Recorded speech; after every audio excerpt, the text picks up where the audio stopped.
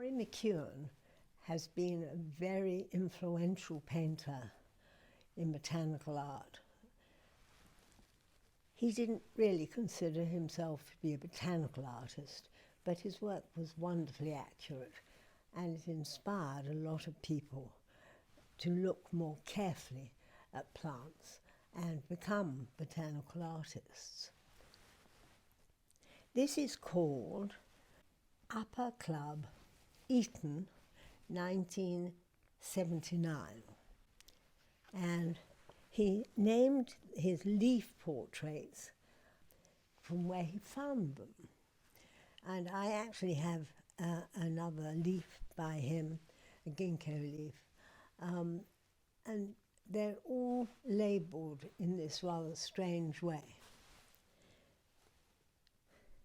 This is probably a cherry leaf, and obviously it's in the autumn. It's very beautiful, immensely detailed, and apparently he used to paint them quite fast, but I can't imagine you could have done that with great speed because it's so very beautifully done. He didn't place them in the middle or as everybody thought he should, but he placed them off-centre quite often. And in fact, it's quite difficult when you have a designer to persuade them to put the painting as it correctly is. The book that we did on Rory McEwen, it is correctly placed.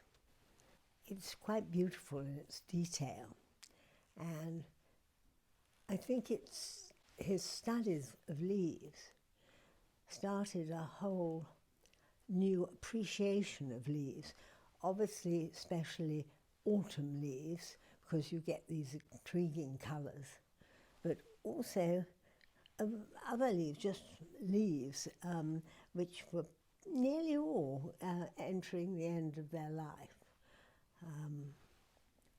He was an influence because he was so well regarded, and I've always thought that there were two major influences when I was starting collecting.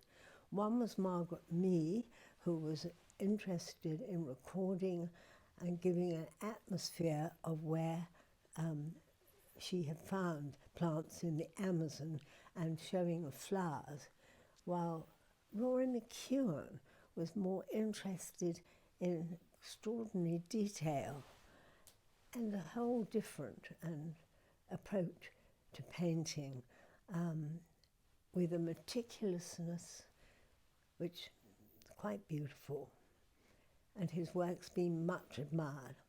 In 2023, there's going to be a travelling exhibition of Rory McEwen's work and comparing it with some of the paintings that were inspired by his work as well. So some of my McEwen paintings are going, and also some of the other paintings in my collection which were inspired by his work. Rory McEwen and I were almost the same age, and I discovered that he lived just really a few steps from me, around the corner in part of London that I lived too. And it was so sad, I never met him, but he died before I have really started collecting botanical art, although I knew a bit about it in the 1980s.